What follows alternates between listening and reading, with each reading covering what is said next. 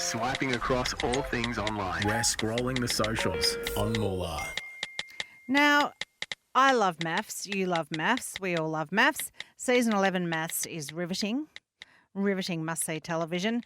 And we have a very special guest. We have Bryce, who's also survived the maths experience and walked away with a beautiful bride and a couple of twins. Came out battle-hardened. Battle-hardened. With some kids and a wife, you're right. But, yeah, it was an experience. You've got an experience, and I want to have a chat with somebody who is no longer on the program. Ben Walters is his name. You might remember Ben from this. My feelings or my thoughts through melody, through music, it's very emotive. So I've been unaware of up behaviors. When you get the mirror held up to you and you go, okay, everyone else is seeing that, but is that really who I am? I'm just like, whoa. So that was heavy. Heavy indeed. And it's not an easy life. I've learned a lot about maths through Bryce and the experience of being on a program like that. Ben, how are you feeling now that you are no longer in the show? Well, firstly, thank you for having me. And that's an interesting intro. I was wondering how you're going to throw me up into that. And it's just like, you hear that music I was playing, and then you hear the creepy music behind. It's like, oh shit. I know. Look, it is. I know from Bryce, because I know Bryce, that it's what you see is not always exactly what takes place, and there are certain strategies used to, I don't know, have heroes and villains and heroes' journeys, and It's manipulating a situation, you'd say, wouldn't you, Ben? Yeah. So, like, for the most part, about 3/4 of what you see of me is me. Like, I'm not perfect, and they certainly displayed all my lowlights. And what I noticed is all the good times and all the positive things just didn't make the cut. So my that sounds interpretation familiar. of it was That sounds very But familiar. I understand, like, and if you're going to make a movie and everyone's getting along, you don't watch it. You know, you need ups and downs and twists and turns. And when I realised that was part of what was happening to me, I thought, you know, bugger this, I'm going to get out. You know, that's one of the motivations why I wrote Leave. I realised I'm pushing shit uphill. Things are stacked against me. I don't think I've got what it takes, or do I want to actually try to twist this around. So all that compiled in my mind, and thought, nah, I'm out. I'm checked out of this one. How has it been on your, like, sleep, eating, friendships, like your overall sense of well-being, self-confidence? That's a great question. So when I left the show, if you watch the 4th commitment ceremony, John Aiken was ripping into me, and I was like a deer in the headlights. I was red in the face. I was blood-eyed. When all that finished, it was about 1 a.m, and I was holding back tears. And then the next day, you know, I left the show. Instead of heading home, I decided to, they transferred me in like a car, and I decided to go to my parents' house, thinking it might be maybe a night or two. And I was there for a week, and I've never hugged my parents as much, because, you know, they have unconditional love and support. And I was really taking on their quote unquote experts' advice, like I'm this terrible person, and they called me a gaslighter. And I've since found independent psychology help and really determine what is gaslighting. Am I of that behavior? Was that a true interpretation or feedback? And what we've concluded, it's bullshit. So Yeah. it's for dramatic effect. Yeah, you bring up a good point with that term gaslighting. Now, George, you're all across it. You Oh, yeah. are right. I do it all the time. Well, it's my whole life so- is gaslighting people. Ben, I don't know if you watched my series of it a couple of years ago, but I kind of got accused of that whole same thing as well, where for me, it was just me being honest with my wife. Like, I think I went into the experiment, probably like yourself, wanting to be true to your own personality, to your character, as you said. What they do show is everything that you do say, but they choose and pick apart your personality to show. So I'd love to get your thoughts on the experts, because I certainly have my own thoughts on the experts. I do lose that term very loosely. Very generous definition. But Yeah. Tell me about it. I've been watching your series quite closely, and particularly John Aiken you brought up. So he's the male expert. For those that don't know what Married at First Sight is, you've got 3 experts. You've got a sexpert, who's a South American lady, lovely. You've got Mel Schilling, who's been on the show since day dot, and also John Aiken, who's the male expert. But he's kind of turned into the asshole, you could kind of say. Would you sort of agree? That's probably the nicest way to put it, it's arsehole. in my opinion. So prior to going on the show, see, I barely watched it. And when I got accepted for the show, I'll never call it an experiment ever again. I'm just going to keep just call it a show from this day forward. I Googled all their profiles, and to be honest, I was a bit impressed with their relationships and psychology. I thought, wow. So I really took their feedback on board, but it's not until you're on the show where they realize, and you can hear they've got earpieces. So they're not even saying their own words. They're saying TV producers' words in their ears. Yeah. And I was just thinking, right, okay. And then because I'm seeking I'm seeking a psychologist at the moment, just sort of moving forward from the show. And they're there to help. They're there to genuinely support through good or bad but they weren't. And I thought, what kind of shit show is this? Like, how is this adding value as a quote unquote expert? And then I was able to clearly distinguish, no, they're TV producers doing as they're told with earpieces in their ears. And then didn't one of the experts leave a few years ago for ethical reasons? Yeah, the New Zealand one. And she actually sadly passed away a couple of years ago. But she did leave for that reason. Oh, okay. Yeah, look, I think it is a really tough thing, and I just don't see how you can leave people in such a psychologically unsafe environment. You know, it's just interesting. We have all this legislation stuff about workplace bullying and creating psychologically safe environments and duty of care to people, and yet we see this being played out both within couples and by experts and so on. I just don't know how they cannot have any responsibility. Like I always feel like it's only a matter of time until somebody hurts themselves really seriously, having been through this process, not just of being publicly told who you are and that you have these, essentially a sociopath, narcissistic personality traits in public by people who know you not at all, but then send you out into the world. Like, no wonder you want to go home to mum and dad. Want to be sleeping between them, cuddling up to them both like a 4-year-old after an experience like that. Like, did you feel like it was a really unsafe place for you to be, just in terms of your character and your mental health? Yeah, it's an excellent question. And I think furthermore, some people in the UK series of Love Island have actually committed suicide. Is that right? Yeah, it was a I believe host that's of the it case. as well. So Yeah, it was a host. Yeah, I don't watch reality TV, so when I later learnt that, I thought, actually, I can see that happening. And you're right about workplace health and safety. Like, so there was times where I'd finish, like, get back to the apartment, sort of clock off work, if you will, at like 5 a.m, then scheduled to film at like 10 a.m. or 9 a.m. So in standard work practice, you're meant to have like an 8 or I think a 10-hour break minimum in terms of managing fatigue. So that's just, if you're continuously being pushed with continuous fatigue, you're going to snap.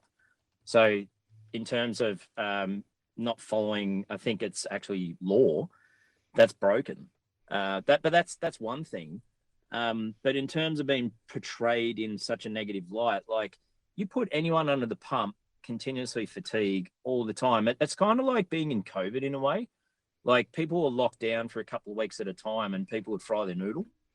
So it's an unhealthy way to manage. But if you're doing that with producers who's, in my case, I knew that they were out to sort of, I found there was a bit of favoritism. So if you're promoting drama or have perhaps a likable characteristic, that the story producers think, all right, we're going to favor that. Whereas in my case, it started to turn, so they put the heat on you until you essentially snap, and then eventually they got you on camera. Yeah, we had a case in our series, Ben, with one of the participants that was a girl. Her name was Rebecca. So she got promised another spot in a TV show, Celebrity Apprentice, if she was to stay on for the rest of the series, to basically antagonize myself, and obviously that would try and affect my wife and I's relationship, because I want to try and get us to break up. And us, I don't know, they use little tactics and stuff like that. It drives you insane when you're in that zone, George. I just think, what you said about COVID, well, that's all fine, no one had a choice about that, but if I was being filmed during that lockdown of COVID, it wouldn't be pretty, and your pain is used for entertainment. When we come back, I know Bryce had some experiences about wanting to get out of there and some of the dangers. And if you're comfortable, Bryce, to share some of those really, really dark moments for you, I think we should all give Ben a big hug, and we'll come back after this. Swiping across all things online. We're scrolling the socials on Moolah. We certainly are, and we have an escapee, somebody who saved himself, Ben Walters, who was on maths and he ran for his life when he realised that he was not being treated very well. The breaking point for you, Ben? Breaking point was that last week. So there was a commitment ceremony where Ellie wrote leave, I wrote stay, and two things happened. I didn't sleep very well, the reason why I had pressures of the relationship in my mind, and also I had a very bad tooth pain, which later got pulled out the next day. So I just hadn't slept in a day and a half, and I said to producers, hey, I need some time on me. I need some day, I just need a break. Can we film in the afternoon or the next day? And they agreed. And then they burst in the door with cameras and they completely stitched me up. So that's when none of this made airtime, but I just refused. I just walked out. The cameras followed me, but none of this made airtime. Yeah, and we're talking to Ben Walters of Married at First Sight, who's just left the show a week or so ago. And you've raised a good point that something that they show that you've mentioned on there was your toothache. And obviously, if anyone's had a toothache, George, like a wisdom tooth, it's all consuming. It's all consuming. You can't think about anything else. It's so uncomfortable. But imagine being uncomfortable with yourself, like with a medical issue, then in an uncomfortable environment, like filming a show like Married at First Sight because it's so intense. But then you go and say it and they show it, then people that are viewers watching the show don't believe you. Like I had a situation like this where my wife and I got dragged into, well, it was more so myself, got dragged into a situation where there was a rumour of me having a secret girlfriend that lived in Canberra, where I was living at the time. And they had a boys and a girls night, which you guys didn't have on this series. And one of the girls came back and said, oh, I've spoken to this girl, etc., to my wife on the show, Liz, who I'm actually still with to this day. And it was completely just false. It was just made up for her to, I don't know, try and drive this rumor, how I've explained to you, George. Get the drama. But the day after the show, we had a dinner party coming up. And obviously they'd separated us the night before. It was the only night that we were forced to be separated as a couple because we actually got along. And we ended up getting put in separate rooms for, I think it was about 7 hours or so. I got to the point that I had to break out of the room. So I was in literally PJs, like a pair of footy shorts and a singlet, barefoot, walked in the Martin Place. Now, if you know Sydney, it's one of the main streets in Sydney. Found a payphone off getting some money from a guy that I just asked, a businessman walking the streets. Gave me a couple of bucks, called my parents. They said, well, what can we do? We live on the Gold Coast. So I called the police and ended up going back to our hotel where we were living with the police. And the producers and everything saw it. They obviously saw alarm bells and thought, you know what, you can have a night off the dinner party, which is never happen unless you're away. Like last night, there was a girl that had a medical episode. You're never missing one of those dinner parties. But this is the level of desperation, right? You're feeling so unsafe. Not that someone's going to hit you over the back of the head, but for you to have to go to police is saying this is an emerging, urgent situation, and I am in peril. And you are. You don't know that you've been scripted as the baddie. Well, I was always told never to repeat that story from the producers at the time and from the head of the network. And I was like, well, okay. But then I thought, as the show aired, I was like, well, why would I not actually say what's going on? Yeah. And it got to the point, and this is what it infuriates me to this day, that Channel 9 came out and said that, oh, we categorically deny that ever happened. I'm like, well, you made me sign something to say that I would never say it. Yeah, I broke it. You're never going to try and sue me because you know it happened. Yeah, truth is a defence. I'm like, well, exactly. Truth is a defence in my case. So, and I'm like, there's another couple of examples I could touch on too. But keep the peace, but whose peace am I keeping? Yeah. Like, why do I stay silent? This isn't a story that you're proud of. Like, no one wants to be the guy wandering around Martin But relating Place. to Ben, how he comes out and how you said on the show about your situation, people are like, oh, we don't believe it. It's not true. I'm like, these actually do happen, these type of situations. And you going back into the real world, essentially, because the maths bubble it's a fake bubble. And you go into your real world. You were telling me before we spoke last week that you've actually been working in your job day in, day out while the show has been airing, correct? Yeah. I took a couple of tours around the country, 3 since, and they're all overseas customers, so they're unaware of the show, but people spotted me in the street and they had to unpack it. The best thing, it's so good because they'll be more mature Americans. They're quite intellectual. And the first thing out their mouth, like, isn't it? They just didn't buy it. They go, oh, that's just produced shit. It's like, it made me go, oh, you guys get it. Wow. Yeah. But yeah, the average person on the street probably doesn't click. And it's the same in the UK because everyone in Australia legitimately hated myself with a passion. And I can openly admit that. But in the UK, when they saw it back, they had a completely different view, George. It was bizarre. It was like they absolutely adored us. They could see that we were together. And it was like, you guys are being bullied and harassed, which is what it actually felt like for us filming the show. It didn't just feel like it, was it? Well, I mean, it was. And yeah. that's the thing. It's like who's been cast in what role is really, they do make that decision very early on. Yeah. And then they have to cut the footage to suit the roles that they have decided. Because as you pointed out, Ben, people don't want to watch people getting along and having sensible, reasonable, calm exchanges. They want to see Biffo. Totally. I sort of put it to like a magic show. Like some of the audience will watch a magic show and go, holy shit, that's magic. But the other half might go, how did they do the trick? And appreciate the performance of it. And that's how I watch maths now. Like I watch the editing and I'm like, damn, that's impressive. How they were to put all those things together, create, that outcome and sort of fool the audience, if you will. And other people watch it and go, oh, I see the editing. Yeah, bravo. Yeah, once you've done a reality TV everyone's got a show, different interpretation. you'll never watch another one the same again. Like my wife cannot watch any reality TV show, and she used to be a massive maths fan before doing the show, but she cannot. It gives her PTSD. Massive anxiety. Well, I'll give you an example. So she's Yeah. on mental health leave from work at the moment, but it happens this time every year. She just gets so triggered from it being around on social media and seeing it all that if she just. And it's not great, like she's getting help for it, but it's that type of thing where it's so triggering for an individual. I'd love to get your opinion before we have to jump off for the show. For someone that looked negative on the show, not just yourself, it could be anyone on any reality TV show, going back into your professional career, so you're a tour guide, you do podcasting as well, do you think that looking negative on a reality TV show, one particularly as big as Married at First Sight, can have a negative effect on your career? Because I experienced it to a degree. But I'd love to get your opinion on what you think could happen going back into a professional career. Well, in my case, I'm sort of fortunate because my customers are unfamiliar with the show. So I do have that advantage. But the people that do know me in Australia, known for many years, I'm pushing through that because I know the truth. I know who I am. And I've had many people reach out to me professionally and personally saying, Ben, this isn't you. And I've known you for years. So I've been able to look myself in the mirror and be more comforting. But the hard thing is people that just see that version of me on the show, they will probably tar me with that negative brush.